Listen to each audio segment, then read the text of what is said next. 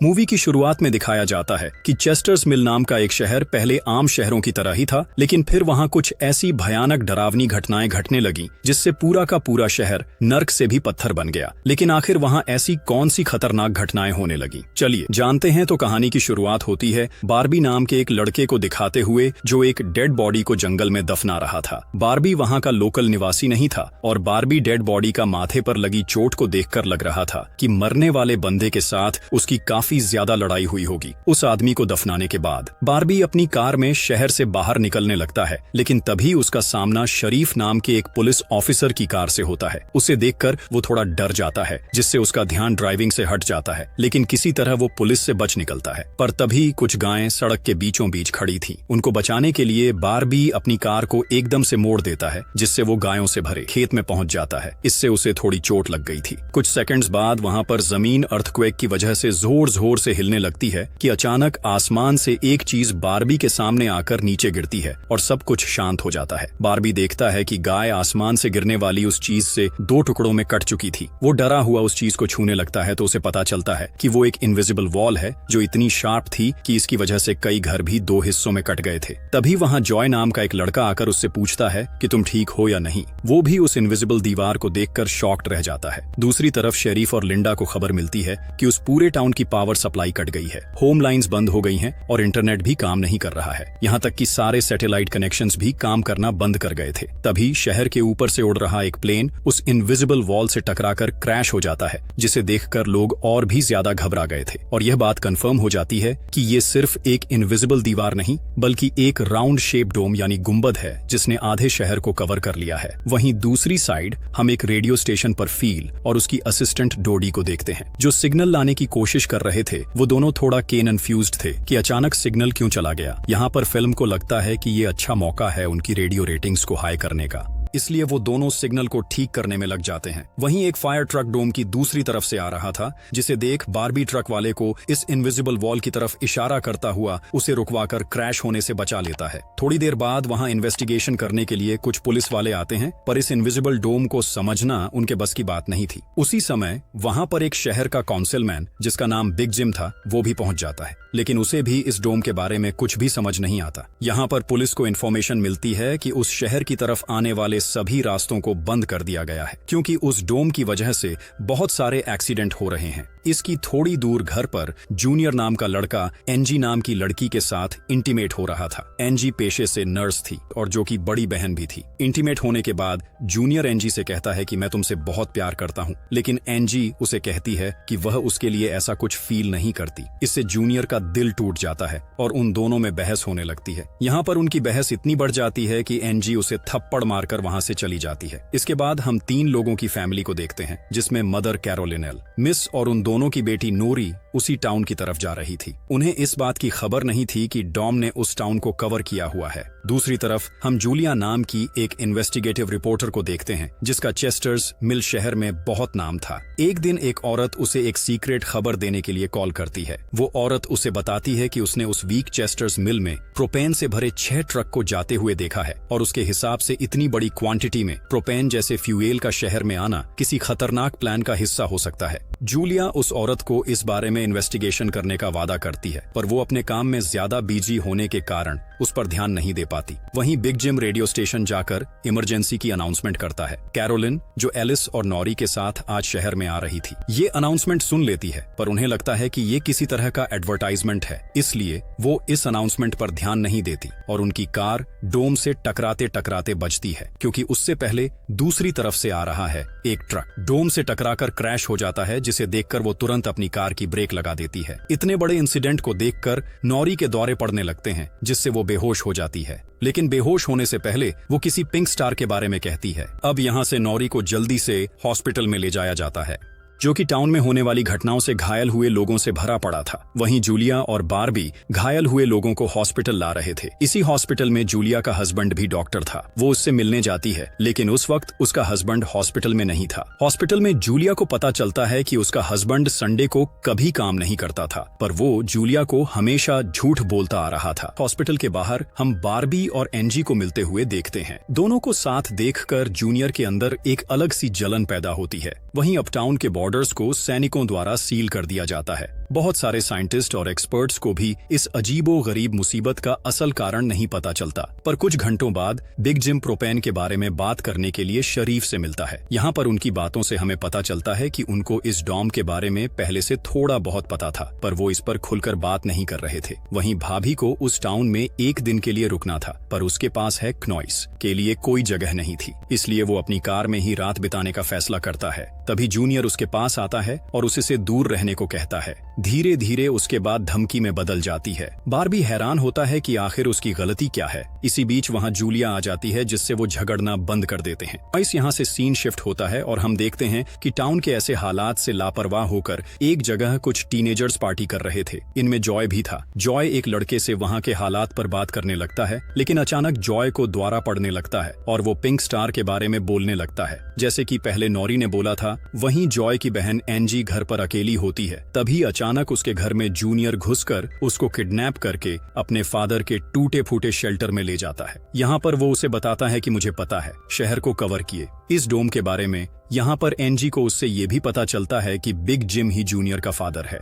Junior एंजी को ये भी बताता है कि उसके फादर अपनी फैमिली की सुरक्षा को लेकर हमेशा चिंतित रहते थे, इसलिए उन्होंने फैमिली के लिए ये शेल्टर बनाया था। वहीं दूसरी साइड जूलिया बारबी को अपने घर में ठहरने के लिए लाती है। तभी अचानक बारबी की नजर उसके हस्बैंड की फोटो ऊपर पड़ती है और उसे रियलाइज होता है कि ये वही आदमी है जिसे उसने सुबह मारा था। दूसरी तरफ लिंडा और शेरिफ सभी व्हीकल्स पर नजर रख रहे थे ताकि कोई भी गलती से इस डोम से न टकरा जाए। तभी अचानक शरीफ को अटैक आ जाता है और वो वहीं पर मर जाता है। अब यहाँ से हमें सुबह की घटना फ्लैशबैक में दिखाई जाती है, जहाँ बारबी टाउन में जूलिया के हस्बैंड जो डॉक्टर थे उनसे मिलने आया था। वो उनसे कुछ पेमेंट की बात करता है और डॉक्टर उसे पेमेंट देने से इनकार कर देता है, जिस वजह से उन दोनों में झगड़ा हो जाता है और एक्सीडेंटली बारबी उसे गोली मार देता है। बारबी जानता था कि भले ही उसने उसे गलती से मारा है, पर उसे इसकी सजा मिलेंगे और इससे बचने के लिए उसने उसकी बॉडी को जंगल में दफना दिया। वहीं प्रेजेंट में सुबह उठकर बारबी देखता है कि उसके गले की चैन गायब है, तो वो जूलिया से इसके बारे में पूछता है।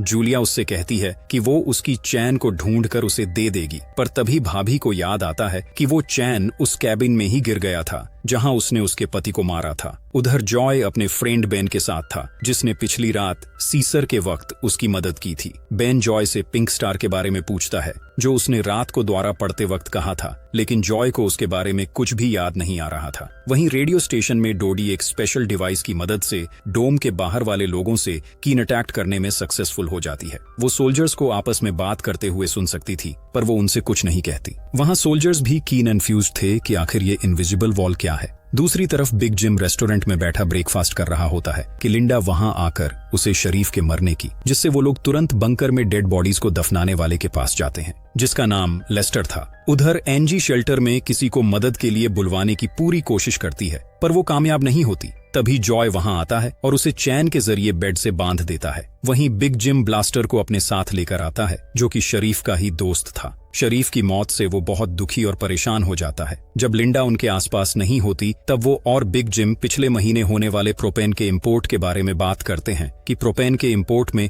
उन तीनों का ही हाथ था और उन्होंने टाउन वालों से ये बात छुपाई थी। शरीफ की मौत से ये कंफर्म कम हो गया था कि वह उनकी इन्वॉल्वमेंट के बारे में किसी को कुछ नहीं बता पाएगा, जो कि उनके लिए अच्छी खबर भी थी। उसी दिन बाद में लिंडा पुलिस स्टेशन आती है तो देखती है कि बिग जिम शरीफ के ऑफिस में कुछ ढूंढ रहा है। लिंडा के पूछने पर जिम उसे कहता है कि वह वहां शरीफ की वसीयत के पेपर्स ढूंढ रहा है, लेकिन असल में वो वहां प्रोपेन के इंपोर्ट से जुड़े पेपर्स को ढूंढने आया था, जो उसे और लेस्टर को परेशानी में डाल सकते थे। वो तुरंत बाहर आकर शरीफ को बताता है कि मुझे लगता है वो पेपर शरीफ के घर में होंगे, जिन्हें लाने के लिए वो लेस्टर को तुरंत उसके घर भेजता है। इसी बीच जूलिया जल्दी से रेडियो स्टेशन पर टूटी के पास जाती है, जहां वो देखती है कि वो लोग डिवाइस के जरिए डॉम बाहर खड़े सैनिकों की बातचीत सुन सकते हैं। उनकी बात सुनने पर जूलिया को पता चलता है कि वो लोग जमीन खोदकर डोम को बाहर निकालने की कोशिश कर रहे हैं, पर वो इस काम में कामयाब नहीं हो पा रहे हैं। इसके बाद जूलिया रेडियो के जरिए पूरे टाउन में डोम वाली खबर को फैला देती है, जिससे लोगों में डर पैदा हो जाता है और लोग घबरा जाते हैं। वहीं जॉय और बेन बॉर्डर के पास साइंटिस्ट को अपना काम करते हुए देखते हैं। साइंटिस्ट ये देखते हैं कि डोम के ऊपर पानी का क्या असर होता है, पर उन्हें ज्यादा कुछ समझ नहीं आ रहा था, जिससे वो किसी नतीजे पर नहीं पहुंच पाते।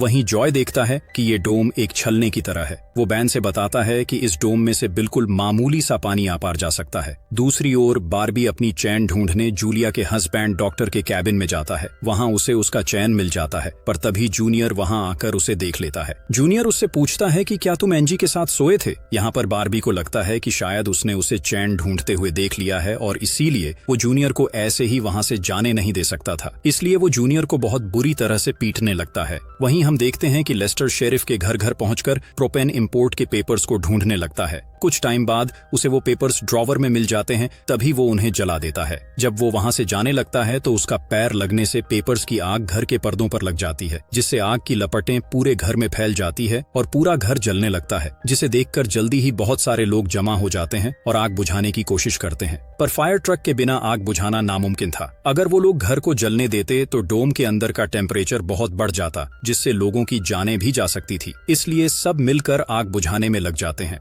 बार्बी लोगों को आग बुझाने में लीड करता है। तभी लिंडा को घर के अंदर से की चीखने की आवाजें सुनाई देती हैं। वो अंदर जाकर उसे घसीटकर बाहर निकाल लाती है और इलाज के लिए डॉक्टर के पास भेज देती है। यहाँ पर लोगों को आग बुझाने में 1 घंटे के बाद भी कामयाबी नहीं मिलती, उल्टा आग और बढ़ जाती है। आखिर में जिम लॉडर लेकर आता है और घर को गिरा देता है। तब कहीं जाकर आग शांत होती है। इसके बाद सारे थके हुए लोग इकट्ठा होते हैं। उनमें से पॉल नाम का एक पुलिस वाला फ्रस्ट्रेट होकर कहता है कि हम सभी लोग इस डोम से कभी भी बाहर नहीं निकल पाएंगे, क्योंकि ये डोम आग से जो धुआं निकला है उसे बाहर नहीं निकलने दे रहा है। वो कहता है कि हम सभी इस डोम के अंदर ही मरने वाले हैं। इतना कहता हुआ वो हवा में गोली चला देता है, जो कि डोम से टकराकर एक दूसरे पुलिस वाले को लग जाती है और वो तुरंत मर जाता है। यहाँ पर पॉल को अरेस्ट कर लिया जाता है। अंधेरा होने पर जॉय और उसके दोस्त स्केटिंग के लिए जाते हैं। तभी वहाँ पर नोरी जॉय के पास आकर उसे कहती है कि उसे अपना फोन चार्ज करना है। जॉय उसे अपने घर ले जाता है, क्योंकि उसके घर में जनरेटर था, जो कि उस टाउन के गिने चुने घरों में ही था। उधर लिंडा पॉल को जेल लेकर आती है। वहाँ कुछ लोग पुलिस स्टेशन के बाहर प्रोटेस्ट कर रहे थे। असल में वो लोग पुलिस के घटिया सिस्टम का विरोध कर रहे थे, जिन उन सबको यह कहकर शांत करता है कि जरूरत पड़ने पर उन सब की मदद की जाएगी।